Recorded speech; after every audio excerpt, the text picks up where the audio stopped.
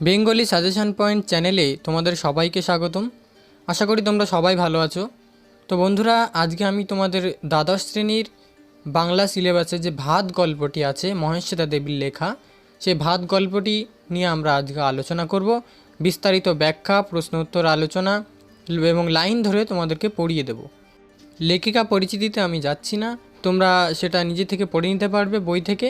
আর ভিডিওটা অনেকটা বড় হয়ে যাবে, সেই জন্য আমি সরাসরি আলোচনায় চলে আসছি। তো এই ভাত গল্পের মধ্যে বাদা অঞ্চলের বাসিন্দা উৎসব নামের একজন ব্যক্তির, অসহায় ব্যক্তি, তার জীবন কাহিনীকে তুলে ধরা হয়েছে। মাতলা নদীর প্রবল বানে এবং ঝড় জলে উৎসবের বাড়িঘর একেবারে ধূলিসাৎ হয়ে যায়, সঙ্গে বউ ছেলে মেয়েও নদীতে তলিয়ে যায়। তো সেই অবস্থায় উৎসবের ভাতের অভাব দেখা যায় এবং সেই অভাবের জন্য তার কী পরিমাণ খাটনি, কী পরিমাণ পরিশ্রম করেছে সেটাই এই গল্পের ভিতরে তুলে ধরা হয়েছে। অথচ অত পরিশ্রম করার পরেও তার একটু ভাত জোটেনি, আর যদিও বা জুটেছিল তারপরেও সে ডেকচি চুরির অপরাধে পুলিশের হাতে গ্রেপ্তার হয়ে যায়। তো গল্প সম্পর্কে আমি একটুখানি তোমাদের আইডিয়া দিয়ে দিলাম। তো এরপর লাইন ধরে আমরা আলোচনা করব। চলো শুরু করা যাক। লোকটার চাহনি বড় বাড়ির বড় বউয়ের প্রথম থেকেই ভালো লাগেনি, কীরকম যেন উগ্র উগ্র। তো এখানে কোন লোকটার কথা বলা হয়েছে, এইটা প্রশ্ন আসে অনেক সময়। তো এখানে উত্তরটা হবে উৎসবের চাহনির কথা এখানে বলা হয়েছে। তার উৎসবের সম্পর্কে পরিচয় আমরা একটু নিচেই পাবো। তো চলো তারপরে পড়ি। আর কোমর পর্যন্ত ময়লা লুঙ্গিটা অত্যন্তই ছোট, চেহারাটা বুনো বুনো, কিন্তু বামুন ঠাকুর বলল ভাত খাবে কাজ করবে। তো উৎসবের চেহারার বর্ণনা আমরা হালকা করে পেলাম এখানে। কোমর পর্যন্ত ময়লা লুঙ্গিটা অত্যন্ত ছোট, চেহারাটা বুনো বুনো, তার চাহনিটা একটু উগ্র প্রকৃতির। কোথা থেকে আনলে, এই কথাটা জিজ্ঞাসা করেছে বড় পিসিমা। বড় পিসিমা জিজ্ঞাসা করছেন কোথা থেকে আনলে, অর্থাৎ উৎসবকে কোথা থেকে আনা হয়েছে। এ সংসারে সব কিছুই চলে বড় পিসিমার নিয়মে। বড় পিসিমা বড় বউয়ের পিসু শাশুড়ি হন। অদ্ভুত কথা, তার বিয়েই হয়নি। তো এখানে অদ্ভুত কথাটা কি, এটা নিয়েও একটা প্রশ্ন আসে। তো তোমাদের উত্তর লিখতে হবে। এখানে অদ্ভুত কথা বলতে বোঝানো হয়েছে যে বড় পিসিমার বিয়ে হয়নি, এটাই অদ্ভুত কথা। তো সবাই বলে সংসার ঠেলবার কারণেই অমন বড়লোক হয়ে ওরা মেয়ের বিয়ে দেয়নি। তখন বউ মরে গেলে বুড়ো কর্তার সংসার নিয়ে নাটাঝামটা হচ্ছিল। তো তোমাদের হয়তো বড় বাড়ি, বড় বউ, বুড়ো কর্তা প্রভৃতি নিয়ে তোমাদের একটু মনের ভিতরে একটু অস্পষ্টতা সৃষ্টি হচ্ছে। তো একটুখানি পরে তোমাদের সব কিছু পরিষ্কার হয়ে যাবে। তো বড় বাড়ির লোকেরা বলে ওর বিয়ে ঠাকুরের সঙ্গে, উনি হলেন দেবতার সেবিকা। কার কথা বোঝানো হয়েছে এখানে? বড় পিসিমার কথা বোঝানো হয়েছে। যে বড় বাড়ির লোকেরা কি বলে যে ওর বিয়ে হয়নি কেন, বড় পিসিমার কেন বিয়ে হয়নি? কারণ ওর বিয়ে হয়েছে ঠাকুরের সঙ্গে। তো বড় বাড়িতে শিব মন্দিরও আছে একটা। বুড়োকর্তা এ রাস্তায় সবগুলো বাড়িতেই শিব, মহেশ্বর, ত্রিলোচন, উমাপতি এমন সব বহু নামে শিবকে দিয়ে রেখেছিলেন। দূরদর্শী লোক ছিলেন, তার জন্যই এরা করে খাচ্ছে। বড় পিসিমা নাকি বলেছিলেন উনি আমার পতিদেবতা, মানুষের সঙ্গে বিয়ে দিও না। তোমাদের আমি একটু স্পষ্ট করে দিই। তো বুড়ো কর্তা মানে এই বাড়ির যে প্রধান মালিক বুড়ো কর্তা, তার বউ যখন মারা গিয়েছিল তখন তার সংসার নিয়ে একটু নাটাঝামটা হচ্ছিল, অর্থাৎ সংসারের দায়িত্ব কার হাতে পড়বে এই নিয়ে প্রভৃতি নিয়ে অনেক অপ্রস্তুতকর পরিবেশ সৃষ্টি হয়েছিল। তো তখনই তারা ঠিক করেছিল যে তাদের যে বুড়োকর্তার যে মেয়ে, তাকে তারা বিয়ে দেবে না, অর্থাৎ যাকে বড় পিসিমা বলা হয়েছে, তাকে বিয়ে দেবে না, সংসার সেই বহন করবে। তো সেই এখানে ওই বড় পিসিমা বলতে তাকেই বলা হয়েছে। সেই বুড়োকর্তা কী করেছিলেন, তিনি বড় বাড়িতে শিব মন্দির তৈরি করেছিলেন, আরও মন্দির আশেপাশে তৈরি করেছিলেন। তাদের দেবত্র বাড়ি ছিল 18খানা, সেটা আমরা একটু পরেই পড়ব। তো সেই বাড়িগুলো তিনি বানিয়ে রেখেছিলেন এবং তার জন্যই বর্তমানকালে তার যে নাতি নাতনিরা আছে তারা সেই সমস্ত ঘরগুলোকে ভাড়া দিয়ে তারা চালাচ্ছে। তো সেটাই বলতে বোঝানো হয়েছে, এর জন্যই ওরা করে খাচ্ছে, ওই বাড়িঘরগুলো ভাড়া দিয়ে তারা এখন চালাচ্ছে।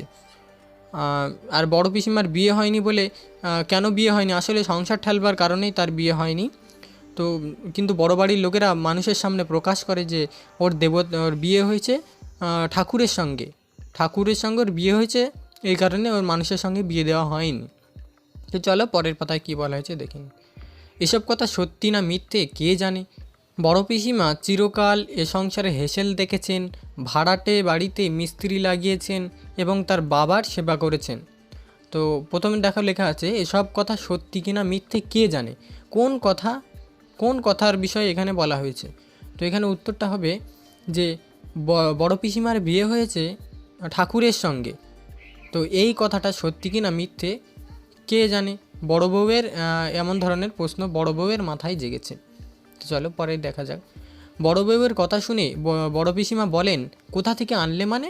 ঝড় জলে দেশ ভেসে গেছে, আমাদের বাসিনীর কে হয়, সেই ডেকে আনলে।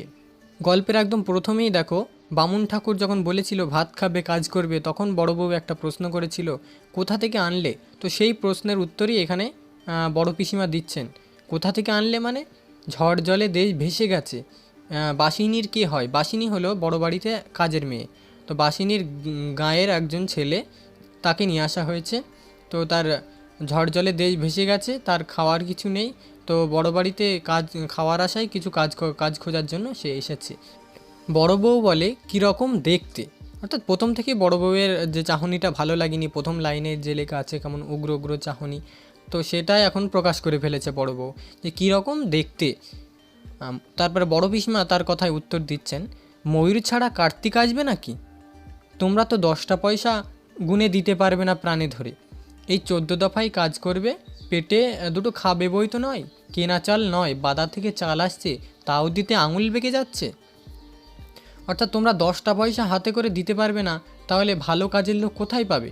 তো এটা বোঝাতেই বড় পিসিমা ব্যবহার করেছেন এই প্রবাদটা, ময়ূর ছাড়া কার্তিক আসবে নাকি। তো 14 দফায় কাজ করবে, পেটে দুটো খাবে বই তো নয়, কেনা চাল নয়, বাদা থেকে চাল আসে। তো বড় বাড়ির চাল কোথা থেকে আসে? বাদা থেকে আসে। তো তা দিতেও আঙুল বেঁকে যাচ্ছে, অর্থাৎ তোমাদের 10টা পয়সা দিতে পারবে না প্রাণে ধরে, শুধুমাত্র ভাত খাবে, তা সেটা দিতেও তোমরা পারবে না, তোমাদের আঙুল বেঁকে যাচ্ছে।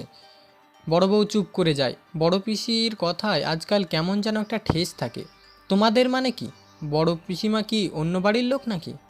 তো বড় পিসিমা যখন বড় বউয়ের প্রশ্নের জবাবে বললেন যে তোমরা তো পয়সা দিতে পারবে না, 10টা পয়সা দিতে পারবে না প্রাণে ধরে, তা তোমরা বলতে কাকে বোঝানো হয়েছে? বড় পিসিমা কি এ বাড়ির লোক নয়? তো বড় বৌমা সে আক্ষেপ প্রকাশ করছে। তো বড় পিসিমা শেষ খোঁচাটা মারেন, তোমার শ্বশুরই মরতে বসেছে বাচ্চা, সেজন্যই হোমযজ্ঞ হচ্ছে, তার জন্য একটা লোক খাবে। তো এরপর এখনই আমরা জানতে পারলাম যে বাড়িতে কি অনুষ্ঠান হচ্ছে। তো হোমযজ্ঞ হচ্ছে। আর বড় পিসিমার ভাই মানে দাদা, যা বুড়ো কর্তার ছেলে, তার বুড়ো কর্তার ছেলে হচ্ছে বড় কর্তা, যেটা হচ্ছে বড় পিসিমার ভাই। তো সে এখন অসুস্থ। তো কী রোগ হয়েছে আমরা সেটা পরেই পড়ব। তো অত্যন্ত জটিল রোগ, প্রায় মারা যাওয়ার সময় হয়ে এসেছে। তো তাকে বাঁচিয়ে রাখার জন্যই হোমযজ্ঞ করা হচ্ছে, তার জন্য একটা লোক খাবে। তো বড় বউ কোনো কথা বলে না, সব কথাই সত্যি। তার শ্বশুরই মরতে বসেছেন। 82 বছরটা অনেক বয়স, কিন্তু শ্বশুর বেশ টনকো ছিলেন। তবে ক্যান্সার বলে কথা, ক্যান্সার যে লিভারে হয় তা বড় বউ জানতো না। কোন কথা বড় বউ জানতো না? যে লিভারে যে ক্যান্সার হয় এ কথা বড় বউ জানতো না। তো বড় বউ প্রায় দৌড়ে চলে যায়। অর্থাৎ যে বড় কর্তা মরতে বসেছেন, অর্থাৎ বড় বৌমার শ্বশুর এবং বড় পিসিমার ভাই, বুড়ো কর্তার ছেলে, সেই একই ব্যক্তি, সেই বড় কর্তা, তিনি মরতে বসেছেন কারণ তার লিভারে ক্যান্সার হয়েছে। তো সেই ক্যান্সার হয়েছে, তো তাকে বাঁচানো প্রায় দুষ্কর। তাই বড় বউ দৌড়ে চলে যায়। আজ অনেক কাজ, মেজ বউ উনুন পাড়ে বসেছে, শাশুড়ির মাছ খাওয়া বুঝি ঘুচে যায়। এই লাইনটা তোমরা ভালো করে পড়বে। শাশুড়ির মাছ খাওয়া ঘুচে যায় কেন? কারণ তার স্বামী অত্যন্ত মুমূর্ষু অবস্থায় আছে, প্রায় মারা যাওয়ার মতো অবস্থা। তো মারা গেলে তো সে আর আমিষ খেতে পারবে না। তো সেই কারণে আগে থেকেই তাকে মাছ খাওয়া ঘুচে যাওয়ার আগে থেকেই তাকে বিভিন্ন ধরনের মাছ তাকে খাওয়ানো হচ্ছে। তো আজ অনেক কাজ, কারণ হোমযজ্ঞ হচ্ছে, বাড়িতে একটা ব্যস্ততা তো অবশ্যই থাকা উচিত। মেজ বউ উনুন পাড়ে বসেছে। তো উনুন পাড়ের মানে রান্নার দায়িত্ব নিয়েছে মেজ বউ।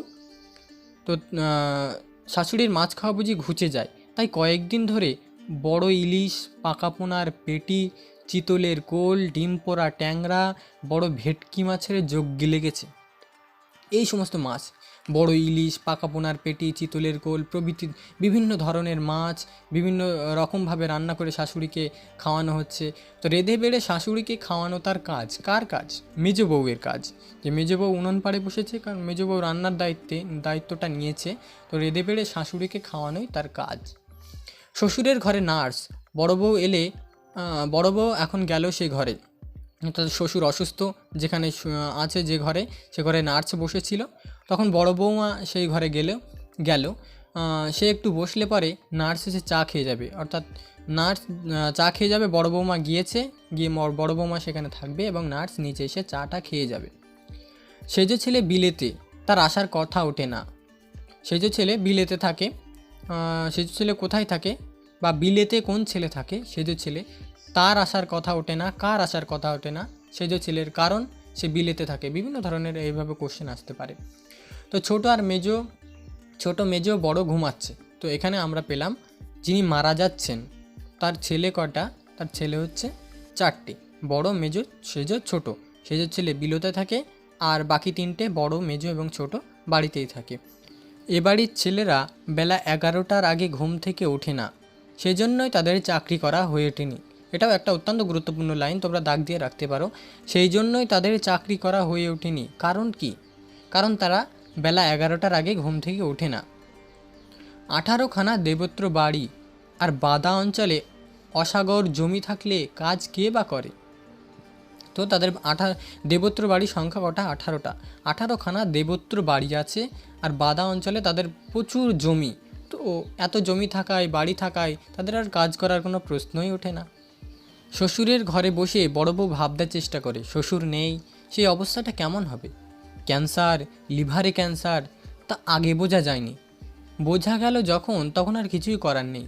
বড় বউ ভাবতে চেষ্টা করে তখনও চাঁদ সূর্য উঠবে কি না। শ্বশুর তার কাছে ঠাকুর দেবতার সমান।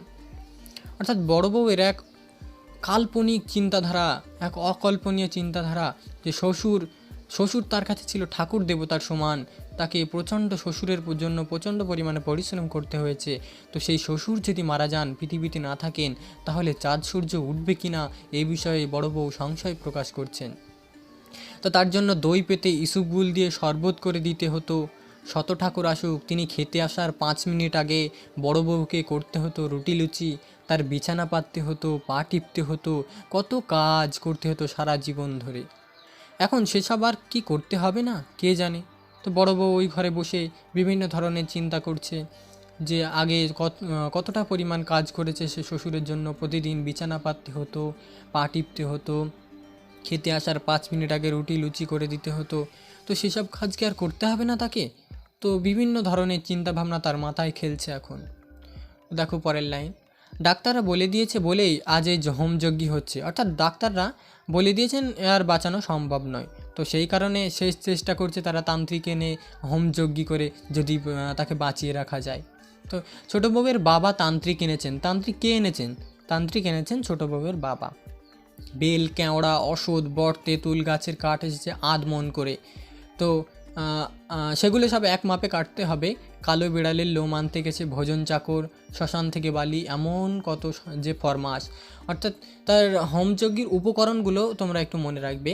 বিভিন্ন ধরনের কাঠ, 5 রকমের, বেল, কেওড়া, অশ্বত্থ, বট, তেঁতুল গাছের কাঠ আধমন করে নিয়ে আসতে হবে, আর সবগুলো এক মাপে কাটতে হবে। আর কালো বিড়ালের লোম নিয়ে আসতে হবে। তো লোমটা আনতে কে গেছে? ভজন চাকর। শ্মশান থেকে বালি নিয়ে আসতে হবে, এমন কত সব ফরমাস। অর্থাৎ এগুলি হচ্ছে হোমযজ্ঞের উপকরণ। তা ওই লোকটাকে ধরে আনা কাঠ কাটার জন্য, অর্থাৎ উৎসবকে ধরে আনা হয়েছে, যে 5 রকমের কাঠ আনা হয়েছে এই হোমযজ্ঞের জন্য, সেই কাঠগুলো কাটার জন্য তাকে নিয়ে আসা হয়েছে। ও নাকি কদিন খায়নি, বাসি নিয়ে এনেছে। বাদায় থাকে অথচ ভাতের আহিঙ্গিক এতখানি। এ আবার কি কথা? বাদায় চালের অভাব নাকি? দেখো তো একতলায় গিয়ে ডোলে ডোলে কত রকম চাল থরে থরে সাজানো রয়েছে। অর্থাৎ বড় বাড়ির লোকেদের সব অন্য রকম ধারণা, যে সে বাদায় থাকে অথচ সেখানে ভাতের অভাব, তার কদিন খাওয়া হয়নি, এটা কি মানা যায়? তো আমাদের এখানে আমরা তো বাদার লোক নয়, তবু আমাদের এখানে চাল থরে থরে চাল সাজানো আছে, আর ও বাদার লোকেও ওর খাওয়া হয় না, এটা কি ভাবা যায়? তো তো বড় বাড়ির বিভিন্ন ধরনের লোকেদের বিভিন্ন ধরনের সব কাল্পনিক চিন্তাধারা এগুলো। তো নার্স এসে বসে, অর্থাৎ চা খেয়ে নার্স আবার শ্বশুরের ঘরে গিয়ে বসে। বড় বউ নেমে যায়, আজ খাওয়া দাওয়া ঝপ করে সারতে হবে। তান্ত্রিক হোমে বসার আগে হোম করে তান্ত্রিক শ্বশুরের প্রাণটুকু ধরে রাখবেন। তান্ত্রিক নিচের হলঘরে বসে আছে। তো প্রথমে তান্ত্রিকের বিধান ছিল যে খাওয়া দাওয়া ঝপ করে সেরে নিতে হবে, কারণ হোমে বসলে আর খাওয়া হবে না। পরবর্তীকালে সে তার নিয়মটা চেঞ্জ হয়ে যায়, যে সেটা পরে আমরা পড়ব। বড় পিসিমা বলেন, নামতে পারলে বাছা চালগুলো বের করে দেবে। এই যে দিই। তো বড় পিসিমা চালগুলো বের করে দিতে বলে উৎসবকে। উৎসব বলে, হ্যাঁ দিচ্ছি। তো কত ধরনের চাল বড় বাড়ির লোকেরা খায় সেগুলো আমরা এবার পড়ব।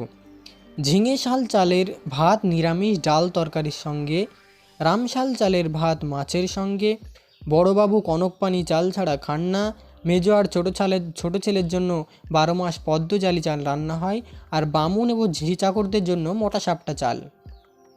বাদার লোকটি কাটতে কাটতে চোখ তুলে দেখে, চোখ ঠিকরে বেরিয়ে যায় তার, অর্থাৎ তার চোখ ঠিকরে বেরিয়ে যাচ্ছে এত রকমের চাল থেকে। তাদের উৎসবদের বাদায় সেখানে ভাতের অভাব, আর এখানে এত ধরনের চাল, তার মা চোখ কপালে উঠে যায় দেখে। ঝিঙে চালের ভাত নিরামিষ ডাল তরকারির সঙ্গে খায়, অর্থাৎ এক এক ধরনের চালের ভাত এক একটা জিনিসের সঙ্গে। আবার বড়বাবু কনকপানি চাল ছাড়া খান না, তার জন্য কনকপানি চালই রান্না করা হয়। তো ওই 5 ভাগে তাদের জন্য ভাত রান্না করা হয়। হ্যাঁ বাসিনী, এত নানাবিধ চাল। অর্থাৎ উৎসব অবাক হয়ে তার গায়ের যে বোন তাকে জিজ্ঞাসা করে, হ্যাঁ রে বাসিনী এত রকমের চাল? তো বাসিনী উত্তর দিচ্ছে, বাবুরা খায়। ওই 5 ভাগে ভাত হয়? তো বাসিনী বলছে, হবে নে, বাদায় এদের এত জমি চাল এনে পাহাড় করে রেখেছে। বড় পিসিমা বেচেও দিচ্ছে নক্কে নক্কে, আমিই বেচতেছি সে চাল। অর্থাৎ বড় পিসিমা লুকিয়ে লুকিয়ে বাদার চাল বেচে দিচ্ছে বাসিনীর সহায়তায়। তো বাদা এদের চাল হয়, তা দে দেখি বাসিনী, এক মুষ্টি চাল দে, গালে দে জল খায়। বড্ড যেমন আজ কাটতিছে পেটের মধ্যিখানে, সেই কদিন ঘরে আদা ভাত খায় নাই, দে বাসিনী ব্যগ্যতা করি তোর। তো এত রকমের চাল দেখে উৎসব তার নিজের ক্ষুধাকে আর নিয়ন্ত্রণ করতে পারছে না। সে বাধ্য হয়ে বাসিনীর কাছে এক মুষ্টি চাল চেয়ে বসে, যে এক মুঠো চাল দে, আমি জল দিয়ে খাই, পেটের মধ্যিখানে বড্ড যেমন আঁশ কাটতিছে। অর্থাৎ তার পেটে বেশি পরিমাণে অত্যন্ত বেশি পরিমাণে ক্ষুধার যন্ত্রণা তাকে কাতর করে তুলছে। তো সেই কতদিন আগে ভাত খায় না, দিয়ে বাসিনী ব্যগ্যতা করিত। তার কাছে বাসিনীর কাছে উৎসব কাতর অনুরোধ করছে এক মুষ্টি চালের জন্য। অর্থাৎ কত পরিমাণ তার ক্ষুধার যন্ত্রণা, সে কাতর, সেটা তোমরা অবশ্যই বুঝতে পারছো। আরে আরে করো কি উৎসব দাদা, গা সম্পর্কে দাদা তো হও, কেন বা এমন করতেছো? পিসিমা দেখতে পেলে সর্বনাশ হবে। আমি ঠিক তাগে ভাগে দিয়ে যাব। তুমি হাত চালিয়ে দাও দেখি বাবা, এদেরকে সব বলিহারি ঝাই, একটা লোক কদিন খায়নি শুনছো, আগে 4টি খেতে দে। অর্থাৎ বাসিনীও বড় বাড়ির লোকেদের প্রতি অসন্তুষ্ট, যে উৎসব কতদিন খায়নি, তাকে আগে কিছু পরিমাণ খেতে দেওয়া হোক। না খেতে দিয়েই তাকে কাজে লাগিয়ে দিয়েছে। তো বাসিনী উৎসবকে বলে যে আমি সুযোগ বুঝে তোমাকে দিয়ে যাব, এখন তুমি তাড়াতাড়ি কাজটা সেরে নাও। বাসিনী চালগুলি নিয়ে যাবার সময় মাথা নাড়তে নাড়তে চলে যায়। লোকটির নাম উৎসব, চিরকাল সে উৎসব নাইয়া নামে পরিচিত। তো এতক্ষণ পর আমরা লোকটার পরিচয় পেলাম। আমি তোমাদের যদিও অবশ্য আগে বলে দিয়েছিলাম, তবুও এখানে গল্পের উল্লেখে আমরা এখন নামটা পেলাম। লোকটির নাম হচ্ছে উৎসব, চিরকাল সে উৎসব নাইয়া নামে পরিচিত, অর্থাৎ গাঁয়ের লোক তাকে উৎসব নাইয়া বলে ডাক দেয়। তো গত কয়েকদিন সে সত্যিই খায়নি, কপালটা তার মন্দ, বড়ই মন্দ। যতদিন রান্না খিচুড়ি দেওয়া হচ্ছিল ততদিন সে খেতে পায়নি। ও চুন্নুনির মা, চুন্নুনি রে, তোমরা রাগ আর না কেন, কোথায় আইলে গো?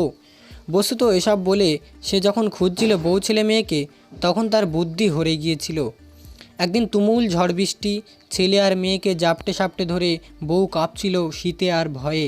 সে ঘরের মাঝখুঁটিটি মাটির দিকে দাবাচ্ছিল, মাঝখুঁটিটি মাতাল আনন্দে টলছিল ধনুষ্টঙ্কার রোগীর মতো, কেঁপে ঝেঁপে উঠছিল। উৎসব বলে চলেছিল, ভগবান ভগবান ভগবান, কিন্তু এমন দুর্যোগে ভগবানও কাঁথা মুড়ি দিয়ে ঘুমন বোধ করি। ভগবান ভগবান উৎসব বলছিল। এমন সময়ে মাতলার জল বাতাসের চাবুকে ছটফটিয়ে উঠে এসেছিল, জল উঠল, জল নামলো, উৎসবদের সংসার মাটিতে লুটোপুটি খেয়ে গেল। অর্থাৎ এক দুর্যোগের বর্ণনা এখানে দেওয়া হয়েছে, যে কারণে উৎসব নিঃস্ব হয়ে গেছে। তো সেই দুর্যোগের কথা এখানে বলা হয়েছে। তো একদিন তুমুল ঝড় বৃষ্টি হচ্ছিল, ছেলে মেয়েকে জাপটে ধরে শীতের রাতে বউ কাঁপছিল ভয়ে আর শীতে। আর উৎসব কি করছিল, ঘরের মাঝ খুঁটিটি বড্ড নড়ে যাচ্ছিল, যাতে ঘর ভেঙে পড়ার সম্ভাবনা ছিল, তাই সে মাঝ খুঁটিটিকে নিচের দিকে দাবিয়ে রাখছিল। আর মাঝ খুঁটিটিও যেন মাতাল আনন্দে তুলছিল ধনুষ্টঙ্কার রোগীর মতো।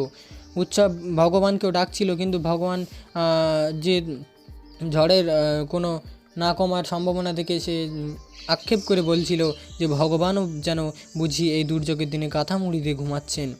তো সেই মাতলা নদীর কথা একটু পরে আসবে।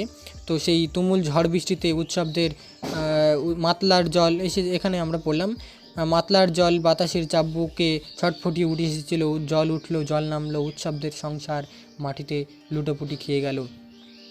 সকাল হতেই বোঝা গিয়েছিল সর্বনাশের বহরখানা। তারপর কয়েকদিন ধরে ঘরের চালের নিচ থেকে কোনো সাড়া পাবার আশায় উৎসব পাগল হয়ে থাকে। কে কোথায়, পাগল নাকি উৎসব? সাধন দাসের কথা উৎসব নেয় না।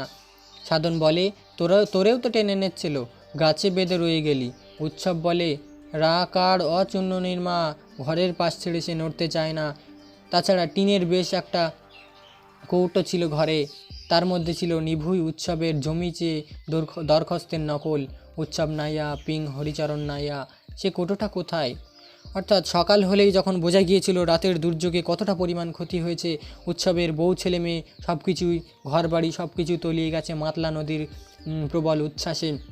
তো উৎসব অত্যন্ত আহত হয়ে সে পাগলের মতো তার ছেলে মেয়েকে ঘরের আশেপাশে খুঁজতে থাকে। সাড়া পাবার আশায় সে চারিদিকে ছুটতে থাকে, খুঁজতে থাকে। তখন তাদের গায়ের এক লোক সাধন দাস বলেন যে, তোরেও তো টেনে এনেছিল, গাছে বেঁধে রয়ে গেলি। তো উৎসব সেদিকে কোনো কান দেয় না, বরং সে বউ ছেলে মেয়ের জন্যই সে পাগল হয়ে খুঁজতে থাকে। আর তার ঘরের ভিতরে একটা টিনের মুখবন্ধ কৌটো ছিল, যার মধ্যে ছিল উৎসবের নিভুই উৎসবের অর্থাৎ জমিহীন উৎসবের জমি চেয়ে দরখাস্তের নকল। উৎসব নাইয়া, পিং হরিচরণ নাইয়া, এগুলি তাতে লেখা ছিল। পিং হরিচরণ নাইয়া অর্থাৎ উৎসবের পিতার নাম কি? হরিচরণ নাইয়া। সেই কৌটোটা বা কোথায়? উৎসব এই তার বউ ছেলে মেয়েকে বাড়িঘর এবং সেই কৌটোটা খুঁজে বেড়াচ্ছে। যার নেই, যা ঝড় জলে মাতলার গর্ভে গেছে, তাই খুঁজে খুঁজে পাগল হয়েছিল। তাই রান্না খিচুড়ি তার খাওয়া হয়নি। তারপর যখন সম্বিত ফিরল, তখন আর খিচুড়ি নেই, ড্রাই রোল। চালগুলি সে চিবিয়ে জল খেয়েছিল। এভাবে কিছু দিন যায়। অর্থাৎ এমন দুর্যোগের পরে গাঁয়ের লোকেদের খেতে দেওয়া হয়েছিল খিচুড়ি। তো রান্না খিচুড়ি যখন দেওয়া হচ্ছিল, তখন উৎসব ছেলে মেয়ের শোকে, বউ ছেলে মেয়ের শোকে সে পাগল হয়েছিল। তার খাওয়ার প্রতি কোনো আগ্রহই ছিল না। তার খেতে সে গিলতে পারবে না বলে সে খেতে যায়নি।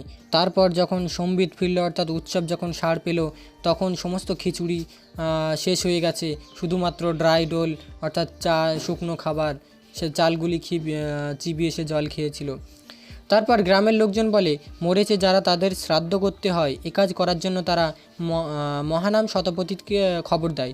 তো মহানাম শতপথী কী করেন? ইনি শ্রাদ্ধ করার জন্য এনাকে ডাকা হয়েছিল। তো কিন্তু মহানাম শতপথী এখনও দুটো গ্রামে অনুরূপ শ্রাদ্ধ শান্তি সেরে তারপর এখানে আসবে। তো গ্রামবাসী অন্যরা মাছ, গুগলি, কাঁকড়া যা পাচ্ছে ধরে খেতে লেগেছে।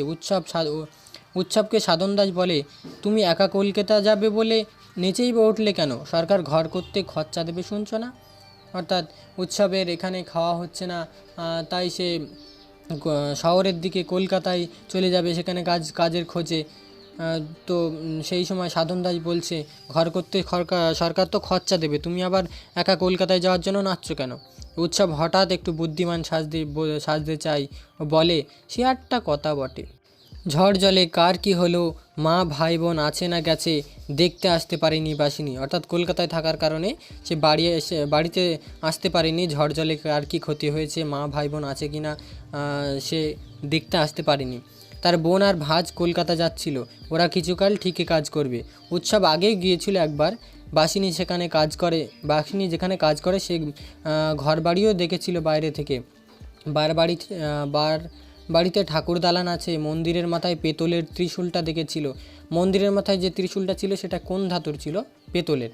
তো সেই মন্দিরের মাথায় যে ত্রিশূলটা ছিল আগের বার এসে সে সেটা দেখেছিল। বাসিনীর মনিব বাড়িতে সব হেলা ঢালা চালের ভাত, এই গল্প গ্রামের সবাই শুনেছে। এটাও একটা অত্যন্ত গুরুত্বপূর্ণ লাইন যে এই গল্প গ্রামে সবাই শুনেছে। কোন গল্প? অর্থাৎ বাসিনীর মনিব বাড়িতে যে হেলা ঢালা ভাত, এই গল্প গ্রামে সবাই শুনেছে। উৎসবের হঠাৎ মনে হয় কলকাতায় গিয়ে একটু খেয়ে মেখে আসি। কেন মনে হয়েছিল তা সে বলতে পারে না। উপসে এক রাতে বউ ছেলে মেয়ে ঘরদোর হারিয়ে সে যেন কেমন হয়ে যাচ্ছিল। মাথার ভেতরটা ঝিমঝিম করে, কোনো কথা গুছিয়ে ভাবতে পারে না। সে খুব ভাবে সে। না না, এইবার গুছিয়ে ভাবতে হবে দেখছি। কী যে হলো তার এখনও দিশে হচ্ছে না তেমন। ভাবতে গেলেই প্রথমে তার মনে হয় ধানে গোছ আসার আগেই ধান গাছ থেকে সবুজ রং চলে যেতে থাকে। কার্তিক মাসে ধান খড় হয়ে গেল, তা দেখে উৎসব মাথায় হাত দিয়েছিল। সতীশ মিস্ত্রির হরকুল পাটনায় মোটা 3 ধানে মোড়ক। কী ধানে মোড়ক লেগেছিল? হরকুল পাটনায় আর মোটা, এই 3 ধানে মোড়ক লেগেছিল। উৎসব তো সতীশের কাজ করেই কমাই বেঁচে থাকে। উৎসব, মনিবের ধান যায়, তুই কাঁদিস কেন? কাঁদবো না সাধনবাবু, কাঁদবো না। লক্ষ্মী না আসতে সাধন ভাসান যাচ্ছে, কাঁদবো না? এতটুকু আমরা কি খাবো? অর্থাৎ উৎসব গুছিয়ে ভাবতে চায় অনেক কিছু, কিন্তু সে আর ভাবতে পারে না। যখনই ভাবতে যায় তার বউ ছেলে মেয়ের কথা মনে পড়ে যায় এবং মনে পড়ে সেই আগের দিনের কথা, সেই কার্তিক মাসে ধান খড় হয়ে গেল, সতীশ মিস্ত্রির 3 ধানে মোড়ক লেগে গেছে। তো সাধন দাস উৎসবকে জিজ্ঞাসা করে, তুই কাঁদিস কেন? তো উৎসব সেই উত্তরে বলে যে আমরা খাবো কি? সাধন দাসের কাছে কাজ করে তো আমি বেঁচে থাকি, তার ধানে যদি মোড়ক লেগে যায় তা উৎসব খাবে কি? সেই চিন্তায় উৎসব কেঁদে ফেলে। তা গুছিয়ে চিন্তা করতে বসলে আগে মনে হয় ধান খেতে আগুন লাগার কথা। তারপর মনে পড়ে যে রাতে ঝড় হয় সেই সন্ধে অনেক দিন বাদে পেট ভরে খেয়েছিল এই তো হিঞ্চে সেদ্ধ আর এত গুগলি সেদ্ধ আর নুন লঙ্কা পোড়া দিয়ে। দিনটা এমন ছিল যে সেদিন গ্রামের সকল উৎসবরা পেট ভরে খেয়েছিল। গ্রামের সকল উৎসবরা বলতে উৎসবের মতো যারা অসহায় মানুষ, উৎসবের মতো যারা গ্রামের মানুষ, তো তারা সবাই সেদিন আনন্দে চিত্তে পেট ভরা পেট তারা খেয়েছিল। খেতে খেতে চুন্নুনির মা বলেছিল, দেবতার গতিক ভালো নয় কো, লৌকে নিয়ে যারা বেরিয়েছে বুঝিবা বোট মারা পড়ে। এ কথাটাও বেশ মনে পড়ে। তারপরেই মনে পড়ে মাঝ খুঁটিটা সে মাটির দিকে ঠেলে ধরে আছে। মা বসুমতী যেন সে খুঁটি রাখতে চায় না, উগড়ে ফেলে দেবে। ভগবান ভগবান ভগবান। তারপর বিদ্যুৎ চমকে ক্ষণিক আলোয় দেখা যায় মাতলার সপিন জল ছুটে আসছে। ব্যাস, সব খোলামেলা একাকার। তারপর থেকে কি হলো, কোথায় গেল সব? তুমি কোথায়, আমি কোথায়? উৎসব নাইয়া পিং হরিচরণ নাইয়া, কাগজ সহ কৌটোখানি কোথায়? বড় সুন্দর কৌটোখানি গো। চুন্নুনিদের যদি রেখে যেত ভগবান, তাহলে উৎসবের বুকে 100 হাতির বল থাকতো আজ। তাহলে সে কৌটো নিয়ে সবাই ভিক্ষেই বেরোতো। সতীশবাবুর নাতি ফুটখায় উৎসব কৌটোটা চেয়ে এনেছিল। অমন কৌটো থাকলে দরকারে 1 মুঠো চাল ফুটিয়ে নিয়ে যায়। চমৎকার কৌটোটা। অর্থাৎ উৎসবই যখন গুছিয়ে ভাবতে চায়, সেই ঝড় জলে রাত্রের সেই ভয়ঙ্কর দৃশ্য তার চোখের সামনে ভেসে ওঠে এবং বিভিন্ন সেই ধানে মোড়ক লাগার কথা প্রভৃতি তার মাথায় চলে আসে। তা উৎসব এখন আক্ষেপ করে বলছে, যদি তার বউ ছেলে মেয়ে আজ বেঁচে থাকতো, যদি মারা না যেত, ঝড় জল হলেও তাদের বুকে 100 হাতির বল থাকতো, পরিবারের সবাই মিলে সে কৌটাটা নিয়ে ভিক্ষায় বেরোতো। কোন কৌটোটা? যেটা উৎসবের যেটা সাধন দাসের নাতি ফুট খায়। তো সেখান থেকে সতীশবাবুর নাতি ফুট খায়। তো এখানে আমার একটু ভুল হয়েছে, সতীশবাবুর নাতি ফুট খায়। তো সেই ফুটের একটা কৌটো সে চেয়ে এনেছিল, তো সেটা নিয়ে সবাই ভিক্ষায় বেরোতো। এমন সব কল্পনা করছে উৎসব। কি হলো, হাত চালাও বাছা, ওদিকে শুচ্ছে কর্তা, হোম হবে তা কাঠগুলো দাঁড়িয়ে দেখছো? বড় পিসিমা খনখনিয়ে ওঠে। উৎসব বলে, বড় খিদে লেগেছে মা গো। এই শোনো কথা, ভাত নামলেও খাওয়া নেই এখন। তান্ত্রিকের নতুন বিধান হলো, সর্বস্ব রেঁধে বেড়ে তুলে রাখো, হোম হলে খেও, তুমি হাত চালাও। অর্থাৎ উৎসব কাটতে কাটতেই ওই সমস্ত কথা ভাবছিল, সেই ঝড় জলের কথা, বউ ছেলে মেয়ের কথা। তো সে যখন ভাবছিল তখন বড় পিসিমা চলে আসেন এবং খনখনিয়ে উঠে বলেন, তাড়াতাড়ি হাত চালাও। তার উৎসব বলে যে বড় খিদে লেগেছে মা গো। তখন বড় পিসিমা বলেন, এখন খাওয়া নেই, কারণ তান্ত্রিকের বিধান পরিবর্তন হয়েছে। নতুন বিধান হলো সব কিছু রেঁধে বেড়ে তুলে রাখো, হোমযজ্ঞ হয়ে যাবে তারপরে খাবে। উৎসব আবার কাঠ কাটতে থাকে। প্রত্যেকটি কাঠ 1.5 হাত লম্বা হবে। ধারালো কাটারিটি সে তোলে আর নামায়। ফুটন্ত ভাতের গন্ধ তাকে বড় উতালা করে। এদিক ওদিক চেয়ে বাসিনী ঝুড়ি বোঝায় শাক নিয়ে এসে উঠোনে ধুতে আসে। ঝপ করে একটা ঠোঙা তার হাতে দিয়ে বলে, ছাতু খেয়ে জল খেয়ে এসো রাস্তার কল থেকে। দেরি করো না মোটে। এই পিশাচের বাড়ি কেমন জানোনি দাদা?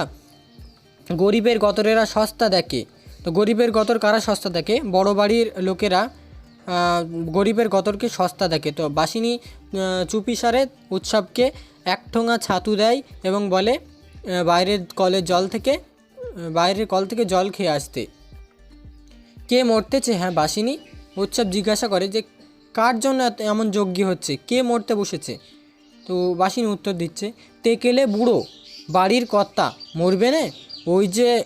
ওই যে হোমের যোগান দিচ্ছে, ওই মুটকি ওনার খাস জি। কর্তা মলে পড়ে ওকে 7 নাতি না মেরেছি আমি বাসিনী নই। তেকেলে বুড়ো মরছে, তার জন্যই হোম। অর্থাৎ বাড়িতে আরও একটা চাকর আছে, তো তাকে একটু বেশি মায়ের চোখেই দেখে বড় কর্তা। তো বাসিনীর খুবই হিংসা হয়। তো সেই কারণে বলছে যে বড় কর্তা মরে যাক, আমি ওর 7 নাতি না মেরেছি আমি বাসিনী নই। তো তেকেলে বুড়ো মরে যাচ্ছে বলে তার জন্য হোমযজ্ঞ হচ্ছে। ছাতু কটি নিয়ে উৎসব বেরিয়ে যায়। বাপরে, এত তরকারি, এত চাল, এত মাছ, একটা যজ্ঞই বটে। সব নাকি বাদার দৌলতে। সে কোন বাদা? উৎসবের বাদায় শুধু গুগলি, গেড়ি, কচু শাক, শুশনি শাক। অর্থাৎ উৎসব এসে যখন শোনে যে এত সমস্ত ভাত, মাছ, তরকারি সব কিছুই তার বাদা থেকে আসে, আর উৎসব নিজেও কিনা বাদার লোক হয়ে তাদের গেড়ি, গুগলি সেদ্ধ, শুশনি শাক এ প্রভৃতি খেতে হয়। তো উৎসবের মাথায় যেন কাজ করে না যে এ কোন বাদা থেকে এরা এত পরিমাণ জিনিসপত্র পায়। উৎসব ছাতুটুকু একটু খায়, মিষ্টির দোকান থেকে ভাঁড় চেয়ে নিয়ে জল খায়। ছাতু পেটে নাকি পড়লে ফুলে ফেপে ওঠে। তাই হোক, পেটের গভর ভরুক, কিন্তু সাগরে শিশির পড়ে। অর্থাৎ সাগরের শিশির, 1 ফোঁটা শিশির পড়লে যেমন সাগরের জলতলের কোনো পরিবর্তন হয় না, তেমনই ওই সামান্য একটুকু ছাতু খেয়ে উৎসবের পেটে প্রচণ্ড খিদের বিন্দুমাত্র কোনো পরিমাণ ক্ষুধা নিবৃত হয়নি। উৎসব টের পায় না কিছু। সে আবার ফিরে আসে। কোথায় গেছিলে? তো বড় পিসিমা জিজ্ঞাসা করছে, কোথায় গিয়েছিলে? উৎসব বলে, একটু বাইরে গেলাম মা। কাঠ কাটলে হোম, হোম হলে ভাত। উৎসব তাড়াতাড়ি হাত চালায়। মেজ বউ চেঁচিয়ে বলে, খাবার ঘর মুছেছে বাসিনী? সব রান্না তুলতে হবে। বাসিনী বলে, মুছেছি। বড় বউ হেঁকে বলে, সব হয়ে গেল? তো মেজ বউ বলে, মাছের ঘরে সব হলো। এসব কথা শুনে উৎসব বুকে বল পায়। ভাত খাবে সে। আগে ভাত খাবে, জিভে ভাতের সোয়াদ নেবে। আসার সময়ে জ্ঞাতি বলেছিল, কলকাতা যাচ্ছে যখন তখন কালীঘাটে ওদের শ্রাদ্ধ দিও। অপঘাতে গেছে ওরা। হ্যাঁ, তাও করবে উৎসব। মহানাম শতপথীতে এলো না? অর্থাৎ গ্রামে যারা মারা গিয়েছিল তাদের শ্রাদ্ধ সারার জন্য মহানাম শতপথীকে নিয়ে ডাকা হয়েছিল, কিন্তু সে আসেনি। তাই যখন উৎসব কলকাতায় আসছিল, গ্রামের লোক তাকে বলে দিয়েছিল, কলকাতায় যখন যাচ্ছ কালীঘাটে তোমার বউ ছেলে মেয়েদের জন্য শ্রাদ্ধ করে এসো। তো তাই এই উৎসব সে কথা ভাবে যে তাদের শ্রাদ্ধ দেবে। এলে নদীর পাড়ে সরাসরি শ্রাদ্ধ হবে, সারবন্দি শ্রাদ্ধ হবে। উৎসব কালীঘাটে শ্রাদ্ধ সারবে। সতীশবাবু বলেছে, উৎসবের মতিচ্ছন্ন হয়েছে বই তো নয়। বউ ছেলে মেয়ে অপঘাতে মরলো, মানুষ পাগল হয়ে যায়, আর উৎসব দেখছি ভাত করছে। তো সতীশবাবু যখন উৎসবকে ব্যঙ্গ করে বলে, যে লোকের বউ ছেলে মেয়ে মরে গেলে সে পাগল হয়ে যায়, আর উৎসব দেখি ভাত করছে। তো উৎসব সে কথার জবাবে কী বলছে, তুমি কি বুঝবে সতীশবাবু? নদীর পাড়েও থাকো না, মেটে ঘরেও থাকো না, অর্থাৎ মাটির বাড়িতেও তুমি থাকো না, নদীর পাড়েও তুমি থাকো না। পাকা ঘর কি ঝড় জলে পড়ে? তোমার ধান চালও পাকা ঘরে রেখেছো। চোর ডাকাতে নেবে না, দেশজোড়া দুর্যোগে তোমার ঘরে রান্না হয়। ভাত খেতে দিলে না উৎসবকে। অর্থাৎ উৎসব তার কাছে ভাত খেতে চেয়েছিল, কিন্তু সতীশবাবু তাকে ভাত খেতে দেয়নি। তো যে কোনোভাবে উৎসবকে সে বুঝিয়ে দিয়েছে যে তোকে একলা দিলে চলবে, তাহলে তো পালে পালে পঙ্গপাল জুটবে না। এ হলো ভগবানের মার, এর চোট থেকে আমি তোকে বাঁচাতে পারি। অর্থাৎ যখন উৎসব সতীশবাবুর কাছে ভাত চেয়েছে একটুখানি ক্ষুধার জ্বালায়, তো সতীশবাবু তখন ভাত না দিয়ে কোনো মতে তাকে সামাল দিয়ে বলছে, তোকে একলা দিলে চলবে? দিলে তো সারা গ্রামের লোক আমার কাছে খেতে আসবে। তো এই হচ্ছে ভগবানের মার। আমি কি তোকে ভগবানের মার থেকে বাঁচাতে পারি? তা তুমি ভাত দিলে না, দেশে ভাত নেই, তুমি যে ভাত দিলে না তাতে দেশে ভাত নেই। সেই যে পোকায় ধান নষ্ট, সেই হতেই তো উৎসবের আধ পেটা সিকি পেটা উপোসের শুরু। ভাত পেটে ভাত নেই বলে উৎসব প্রেত হয়ে আছে। ভাত খেলে সে মানুষ হবে, তখন সে বউ ছেলে মেয়ের জন্য কাঁদবে। ভাত খেলে সে মানুষ হবে, আর মানুষে কি করবে? মানুষে সে বউ ছেলে মেয়ের জন্য কাঁদবে। দুঃখ তো ওর হয়নি, ও শুধু পাগল হয়েছিল, বউ ছেলে মেয়েকে ডেকেছিল কদিন ধরে। তখনই উৎসব প্রেত হয়ে গেছে। মানুষ থাকলেও ঠিকই বুঝতো যে জলের টানে মানুষ ভেসে গেছে। কত গরু মোষ ভেসে গেল, চুনমুনির মা তো কোন ছাড়। উৎসব কাঠ কাটা শেষ করে 2.5 মণ কাঠ কাটলো সে ভাতের হুতেশে, নইলে দেহ ক্ষমতা ছিল না। অর্থাৎ ভাতের গন্ধ তাকে উতলা করে তুলেছিল। ভাত খাওয়ার নেশায়, তীব্র ক্ষুধার যন্ত্রণায় সে ভাতের নেশায় 2.5 মণ কাঠ কেটে ফেলে দেয়। না হলে সে তার দেহে কোনো ক্ষমতাই ছিল না। 5 ভাগে কাঠ রেখে আসে দালানে। উঠোনে কাঠের কুচো টুকরো সব ঝুড়িতে তুলে উঠোন ঝাড় দেয়। তারপর বড় পিসিমাকে দেখতে পেয়ে শুধোই, মা বাইরে ঝেয়ে আসবো? ঝেয়ে আসা বলতে স্নান করার কথা বলা হয়েছে, যে বাইরে গিয়ে স্নান করে আসবো। বড় পিসিমা তখনই জবাব দেয়, না। কেননা তান্ত্রিক হঠাৎ করে ওং হ্রিং ঠং ঠং ভো ভো রোগ শিনো শিনো বলে গর্জে উঠে রোগকে দাঁড় করান। কালো বেড়ালের লোমে রোগকে বেঁধে ফেলেন, হোম শুরু করেন। এটার সঙ্গে উপর থেকে নার্স নিচে নেমে এসে বলে, ডাক্তারকে কল দিন। অর্থাৎ অবস্থা ভালো নয়, বুড়ো কর্তা প্রায় মরে যাওয়ার অবস্থায়, ডাক্তারকে কল দিন। বড় মেজো ও ছোট ঘুম ভাঙা চোখে বিরস মুখে হোমের ঘর থেকে বেরিয়ে যায়। বাসিনী উৎসবকে বলে, তুমি ঝেয়ে বাইরে বসো দাদা। না মন্তর বললে বটে, যেমন হাঁকুর পারলে অমনি কর্তা টাল দিলে। কর্তার দেহ থেকে ব্যাধিটা হাঁচড়ে পাঁচড়ে বাইরে বের করে এলো। চান করবে তো করে নাও। উৎসব বলে, এখন চান করব না, মাথায় জল পড়লে পেট মানতে চায় না। বাইরে এসে উৎসব শিব মন্দিরের চাতালে বসে। কেমন মন্দির কেমন চাতাল, এ ব্যাপার বাপরে, এসব দেখি বাদার দৌলতে। সে বাদাটা কোথায় থাকে? ভাত তো খায়নি উৎসব অনেক দিন। ভাত খেয়ে সে দেহে শক্তি পেলে উৎসব সে বাদাটা খুঁজে বার করবে। উৎসবের মতো কত আরও লোক আছে দেশে, তাদেরকেও বলবে। কি বলবে? সেই বাদার কথা বলবে। বড় বাড়ির মন্দির চাতাল, বড় বাড়ির বিভিন্ন রকম চালের বর্ণনায় সে বলবে গ্রামের আরও উৎসবের মতো যারা মানুষরা আছে তাদের সাথে। মন্দিরের চাতালে তাস পিটানোর 3টি ছেলে, তারা বলে বুড়োকে বাঁচিয়ে তুলতে হোম হচ্ছে। ফালতু? কি ফালতু?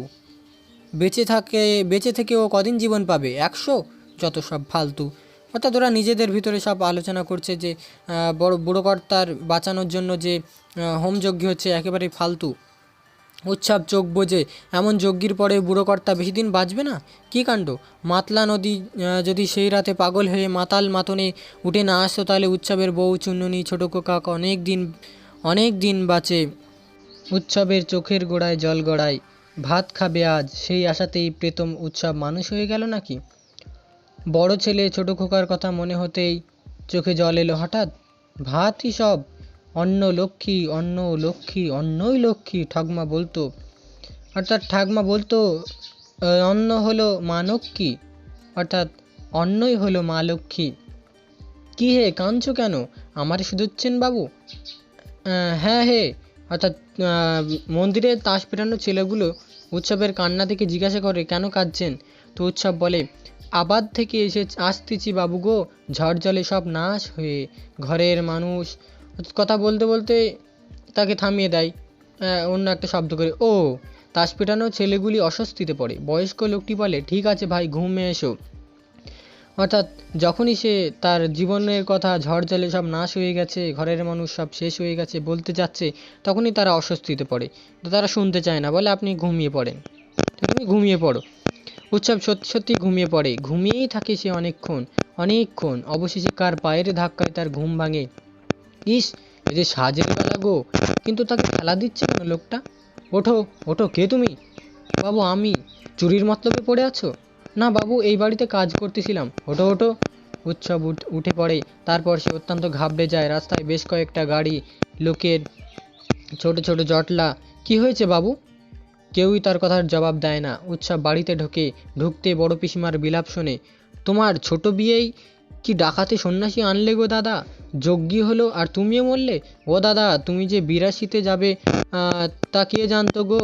তোমরা যে 98, তোমার যে 98 বছর বেঁচে থাকার কথা গো দাদা। অর্থাৎ সবাই বড় পিসিমা আশা করেছিল 98 বছর বাঁচবে, কিন্তু 82 বছর বয়সে তিনি মারা গেছেন। বাসিনীকে দেখতে পায় না উৎসব, তবে খুব কর্মব্যস্ততা দেখে। কীর্তন না এলে বেরুনো নেই। কে যেন বলে, কীর্তন কি বলেছিস বড় খোকা, বোনেরা দিদিরা আসুক। বড় পিসিমা বলেন, চন্দন বাড়ছো কেউ, খাটের টাকা কে নিয়েছে, বাগবাজারে ফোন করেছো, ফর্দটা দাও দেখি কেউ। খই ফুল ধুতি সব বস্তর উৎসব পাঁচিলের গায়ে সিটিয়ে লেপ্টে দাঁড়িয়ে থাকে। কত যে সময় যায়, কত কি হতে থাকে। মস্ত খাট আসে, রাতে বের করতে হবে, রাতে কাজ সারতে হবে, নইলে দোষ লাগবে। কি কারণে দোষ লাগবে? যে রাতের ভিতরে বুড়ো কর্তার দেহ যদি বাইরে না বের করা হয় তাহলে দোষ লেগে যাবে। অনেক তোড়জোড় হয়, মেয়েরা বসে কাঁদে, হোম যজ্ঞ করেও বুড়ো কর্তার প্রাণটা রইল না যে। তাতে তান্ত্রিককে একটুও কুণ্ঠিত হতে দেখা যায় না। তিনি লাইন করে ফেলেন তার। বড় পিসিমা চেঁচিয়ে বলতে থাকেন, 3 ছেলে হোমযজ্ঞ ছেড়ে উঠে গেল যে, এসব কাজে বিঘ্নে পড়লে রক্ষে আছে। এ কথার আলোচনায় খুব বাড়ি সরগরম হয়। শোকের কোণে ব্যাপারটা থাকে না, বাড়ির উনুন জ্বলবে না। অর্থাৎ তান্ত্রিক যখন বুড়ো কর্তার প্রাণটাকে বাঁচিয়ে রাখতে পারেননি, তখন সে তার লাইন করে ফেলে যে বড় ছেলে, মেজো ছেলে, ছোট ছেলে, 3 ছেলে যদি হোমের ঘর ছেড়ে বেরিয়ে যায়, তাহলে কি আর অশুচি হয়ে যায়? হোমের ঘাটতি পড়ে, ব্যাঘাত ঘটে, ফলে সে হোমের ব্যাঘাত ঘটায়। বড় কর্তা মারা গেছে। বাড়ির উনুনই জ্বলবে না, রাস্তার দোকান থেকে চা আসতে থাকে। অর্থাৎ বাড়িতে যেহেতু মানুষ মারা গিয়েছে, তাই বাড়ির উনুন জ্বলবে না, বাইরে থেকে চা আসতে থাকে। অবশেষে রাত 1টার পর বুড়ো কর্তা বোম্বাই খাটে শুয়ে নাচতে চলে যান। কটার সময় বুড়ো কর্তার দেহ বার করা হয়েছিল এটা তোমরা মনে রাখবে। রাত 1টার পর বুড়ো কর্তার দেহ বাইরে বের করা হয়েছিল। পেশাদারি দক্ষ সববাহকরা আধা দৌড় দেয়, ফলে কীর্তন দলও দৌড়াতে বাধ্য হয়। বড় পিসিমা বলেন, বাসিনী সর্বস্ব রান্না পথে ঢেলে দিগে যা, ঘরদোর মুছে সব ঘরদোর মুক্ত কর সব। বউরা যাও না, দাঁড়িয়ে রইলে কেন? উৎসবের মাথার মধ্যে যে মেঘ চলছিল তা সরে যায়। সে বুঝতে পারে সব ভাত ওরা পথে ফেলে দিতে যাচ্ছে। বাসিনী বলে, ধর দেখি দাদা। এই যে ধরি। উৎসবের মাথায় এখন বুদ্ধি স্থির, সে জানে কি করবে। সে আমাকে ভারীটা দে, উৎসব বলে। মোটা চালের ভাতের বড় ডেকচিটা নিয়ে সে বলে, দূরে ফেলে দিয়ে আসি। অর্থাৎ সে দূরে ফেলে দেবে না, সে সবটুকুই খেয়ে নেবে। তার পেটের ভিতরে এখন ক্ষুধার যন্ত্রণা তাকে পিছন টানছে। হ্যাঁ, নয়তো কুকুরে ছেড়াবে। সকালে কাকে ঠোক দেবে, বামুন বলে। বেরিয়ে এসে উৎসব হনহনিয়ে হাঁটতে থাকে। খানিকটা হেঁটে সে আধা দৌড় মারে। বাদার ভাত তার হাতে, এখন পথে ঢেলে দেবে, কাককুকুরি খাবে। দাদা, দস্ত বাসিনী প্রায় ছুটে আসে। অশুচি বাড়ির ভাত খেতে নি দাদা, খেতে নি? তুমি ঝেয়ে বামুন হয়েছ? ও দাদা, ব্যগ্রতা করি। উৎসব ফিরে দাঁড়ায়, তার চোখে এখন বাদার কামটের মতো হিংস্র। দাঁতগুলো বের করে সেই কামটের মতো হিংস্র ভঙ্গি করে। বাসিনী থমকে যায়। বাসিনী কী কারণে থমকে গিয়েছিল? উৎসবের চোখগুলো বাদার কামটের মতো হিংস্র হয়ে উঠেছিল, দাঁতগুলো কামটের মতো করে হিংস্র ভঙ্গি করছিল, তাই বাসিনী থমকে গিয়েছিল। মরা বাড়ির ভাত, যজ্ঞ বাড়ির ভাত, সেখানে মানুষ মারা যাওয়ায় সেই যজ্ঞের সমস্ত ভাত অশুচি হয়ে গেছে, তাই সেই ভাত খেলে অমঙ্গল হবে। সেই কারণেই তারা ভাতগুলো ফেলে দিতে যাচ্ছিল। তাই বাসিনীর হাত থেকে বড় ডেকচিটা নিয়ে উৎসব চলে যায়। সে খাওয়ার জন্য ভাত খাওয়ার জন্য সে বড় ডেকচিটা নিয়ে আধা দৌড় মারে। তো বাসিনী তখন তাকে বারণ করায়। সে বাদার কামটের মতো হিংস্র ভঙ্গি করে। উৎসব দৌড়াতে থাকে। প্রায় এক নিঃশ্বাসে সে স্টেশনে চলে যায়। বসেও খাবল ভাত খায়। ভাতে হাত ঢুকিয়ে দিয়ে সে যেন স্বর্গ সুখ পায় ভাতের স্পর্শে। চুন্ননির মা কখনো তাকে এমন সুখ দিতে পারেনি। খেতে খেতে তার কী যে হয়, মুখ ডুবিয়ে খায় ভাত, শুধু ভাত, বাদার ভাত খেলে তবে সে তো আসল বাদাটার খোঁজ পেয়ে যাবে একদিন। আর একটা বাদা আছে, সেই বাদাটার খোঁজ নির্ঘাত পাবে উৎসব।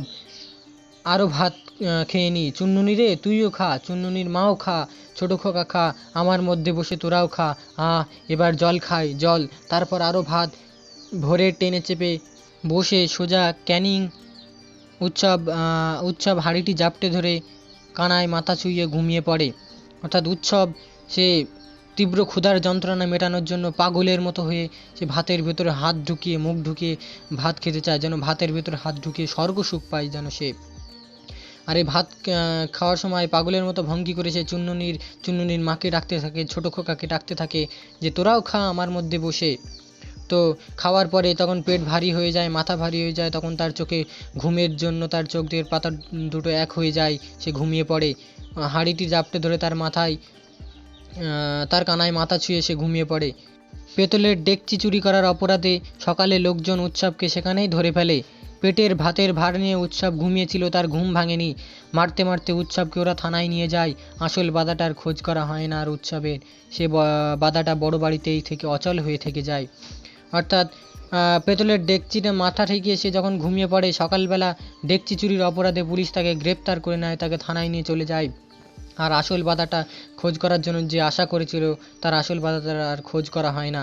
তো শেষের লাইনটা অত্যন্ত গুরুত্বপূর্ণ লাইন, সেই বাধাটার আর খোঁজ করা হয়ে ওঠে না উৎসবের। কোন বাধাটার কথা বলা হয়েছে, কেন সে খুঁজে পায় না, তো কোন বাধার কথা বলা হয়েছে? বড় বাড়ির যে বাধা থেকে বড় বাড়িতে বিভিন্ন ধরনের চাল আসতো, সেই বাধার কথা বলা হয়েছে। আর কেন পারেনি? কারণ পিতলের ডেকচি চুরির অপরাধে তাকে গ্রেপ্তার করা হয়েছিল বলে সে আসল বাধাটার খোঁজ করতে যেতে পারেনি। তো বন্ধুরা, এই ছিল আজকের ভিডিও। আমি তোমাদের ভাত গল্পের সমস্ত লাইন ধরে আলোচনা করে দিলাম, তার ব্যাখ্যা বিশ্লেষণ এবং প্রশ্ন উত্তর আলোচনা করলাম। তো ভিডিওটি ভালো লাগলে অবশ্যই একটি লাইক দিও, আর চ্যানেলে নতুন হলে অবশ্যই চ্যানেলটি সাবস্ক্রাইব করে রেখো। আর ভাত গল্পের এমসিকিউ এসিকিউ এর ভিডিও আমার চ্যানেলে দেওয়া আছে, প্লেলিস্টে গিয়ে তোমরা সেখান থেকে দেখে নিতে পারো।